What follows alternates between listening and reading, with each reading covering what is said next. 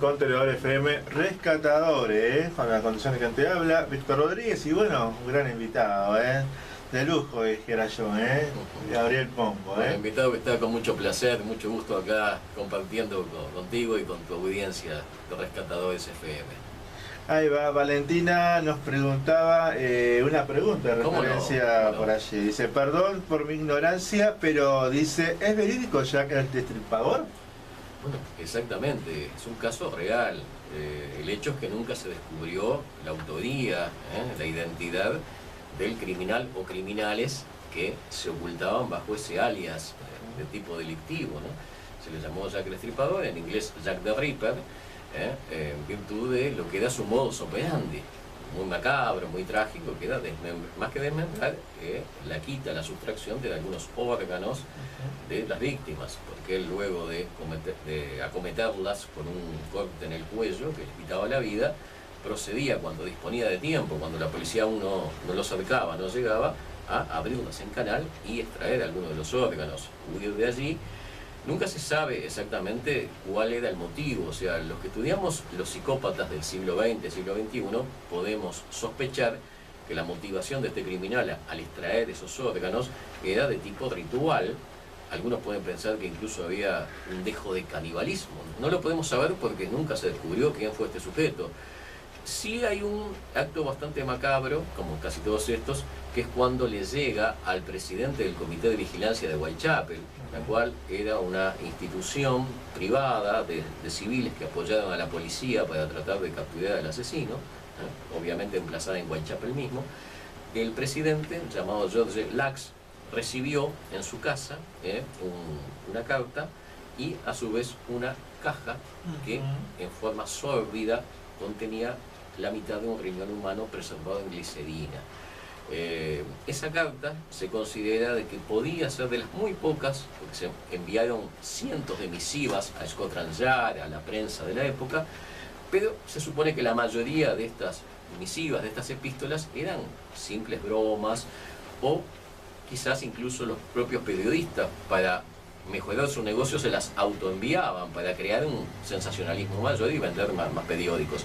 Sin embargo, la carta que se le envía al presidente del Comité de Vigilancia de Whitechapel, el señor George Lax, al tener una caja que contiene en forma sórdida, tenebrosa, un medio riñón humano, puede haber una posibilidad de que haya sido enviada por el propio asesino. ¿Por qué? Porque pocos días antes de recibir este macabro obsequio, George Lax, una de las víctimas del Destripador, llamada Catherine Dowes, había sido victimizada y se le habían extraído órganos, incluido un riñón. Y además, esta pobre mujer era una alcohólica que tenía una enfermedad llamada enfermedad de Braille. Es una especie de nefritis que suele atacar a los que padecen alcoholismo. Bueno, la mitad del riñón humano que llega al señor Lax, enviado junto con la carta y con la caja, también, según el estudio que hacen los patólogos, sufría el portador, el dueño, digamos, de esa víscera, de ese órgano, esa misma enfermedad propia de los alcohólicos. O sea que, en otras palabras, ese riñón sí pudo haber pertenecido a la víctima Catherine Dowes, que sin duda alguna es una víctima indudable de Jack el Destripador. Por lo tanto, esa carta sí podía haber sido de él. Pero, volviendo a la pregunta del oyente, sí, no hay dudas. O sea, Jack el Destripador es simplemente un alias, porque jamás se descubrió la identidad. Ahí está, bien. Otra de las preguntas que teníamos para haz una pregunta tuya directamente, a ver. Sí. ¿En qué consistieron los dos ensayos del doctor Pombo? Pero por un lado, capaz que estaría bueno que la audiencia supiera que es un ensayo, pero bien sistematizado, y comentara de en qué consistió. Es decir, todos los libros que he publicado hasta ahora han sido ensayos, investigaciones de tipo histórico y criminológico. Bien. Creo que tú te refieres a los que también tienen que ver, tienen como trama, toda la historiografía y los casos criminales de este asesino llamado Jack el Destripador. Bueno, ¿en qué consistieron? Consistieron en las cosas básicas, en la descripción de sus crímenes, en una breve descripción de sus víctimas, sobre todo en los últimos instantes de estas víctimas, conforme lo que surge de una investigación de muchos años que he hecho adquiriendo desde los libros más adecuados, casi todos ellos publicados en inglés y por especialistas británicos, recortes de diarios de la época también, volvemos que estamos en fines del siglo XIX, también algunos informes o reportes de las autopsias o de las encuestas judiciales, porque aunque nunca hubo un acusado formal de estos crímenes, los británicos tienen hasta el día de hoy la costumbre de llevar a cabo una instrucción sumarial que ellos llaman, no hay una traducción exacta al español, pero sería una encuesta judicial donde se estudia, se analiza si determinada persona que aparece muerta fue víctima de un asesinato, o si se trató de un accidente o de una muerte natural o de un suicidio. Bueno, en el caso de las víctimas indudablemente asesinadas por el criminal llamado Jack el Destripador, también se llevaban a cabo encuestas judiciales. Bueno, toda esa información objetiva, veraz, yo la incluí en mis dos libros anteriores que preceden a esta novela. Y al ser ensayos, tú decías, bueno, una descripción de lo que es un ensayo. Bueno, un ensayo precisamente se contrapone a la novela, ¿por qué? Porque no hay elementos de fantasía literaria, porque no hay personajes ficticios. Todo lo que está en el ensayo está sacado objetivamente de registros que pueden ser de estas índoles, ¿verdad? Tanto de autopsias forenses, como de periódicos, en este caso de la época, como de las encuestas judiciales, pero siempre sobre un material objetivo, veraz. Y el autor, el ensayista, se limita a reproducirlo y eventualmente a dar su opinión sobre tal o cual situación, pero no fabula, no ficciona, no busca una solución a esos crímenes introduciendo elementos de fantasía e introduciendo también personajes que no existieron, como se da en esta novela, donde típicamente aparecerán, repito, personajes que tienen existencia real y genuina junto con algunos que carecen de esa existencia y que son los protagonistas del libro. O sea, los personajes de ficción, sobre ellos recae el peso mayor de la trama de esta novela llamada El animal más peligroso. Ahí va. Y la base de información, la base sobre la cual tú investigas, ¿cómo se va desarrollando? La base sobre la cual yo investigo, como momentos atrás mencionaba, es toda objetiva, repito, sacada de encuestas judiciales, cuyos registros están, sacadas de periódicos, por lo menos de aquellos que eran menos sensacionalistas, que eran más veraces, sacadas también o extraídas de informes de la policía de la época, de la famosa Scotland Yard, de informes de circulación interna, pero que digamos que quedaron registrados y que no hay duda de su veracidad hasta el día de hoy. Por lo tanto, todo ese material son las piezas de rompecabezas con las cuales primero armé simplemente los ensayos o las obras de investigación, que fue darle a los lectores de habla hispana la mejor información posible, con mayor objetividad y veracidad.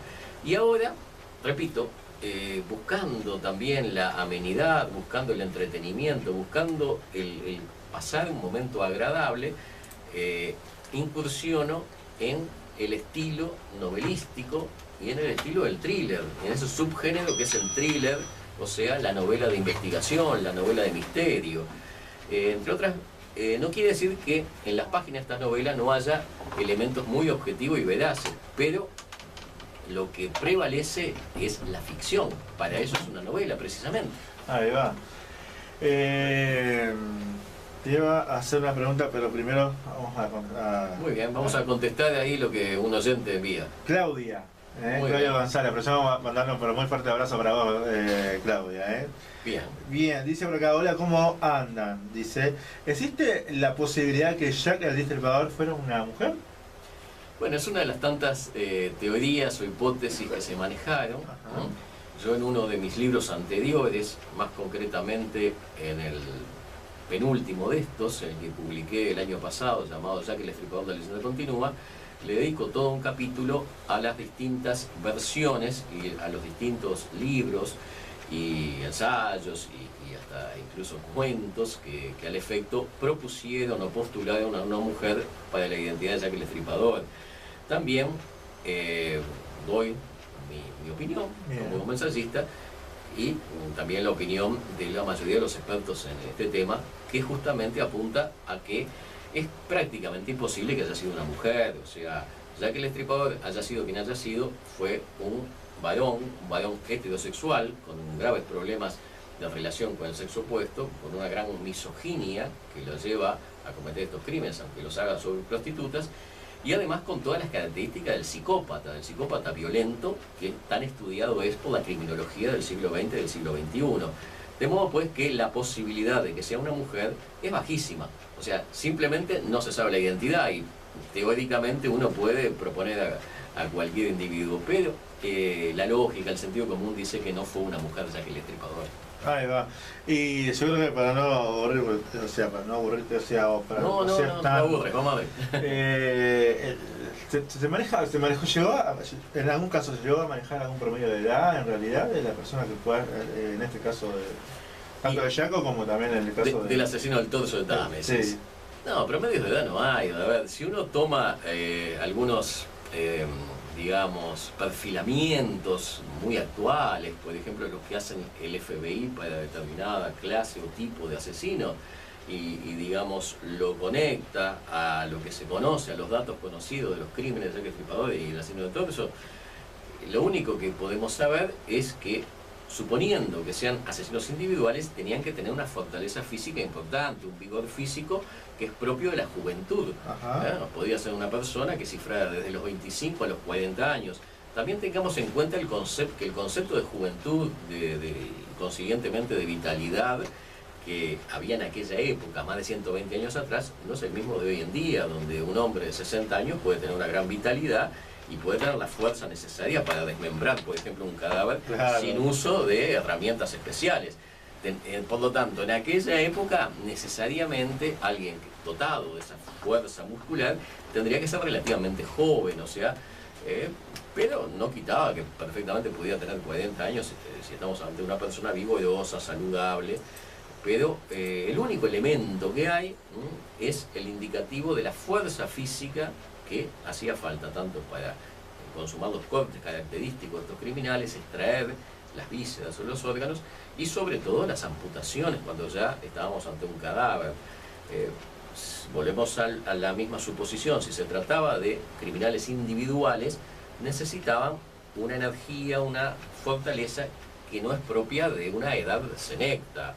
No es muy creíble que fuera una persona de 60 años o más si se tratara de un único asesino, sino que tenemos que bajar décadas en el perfil.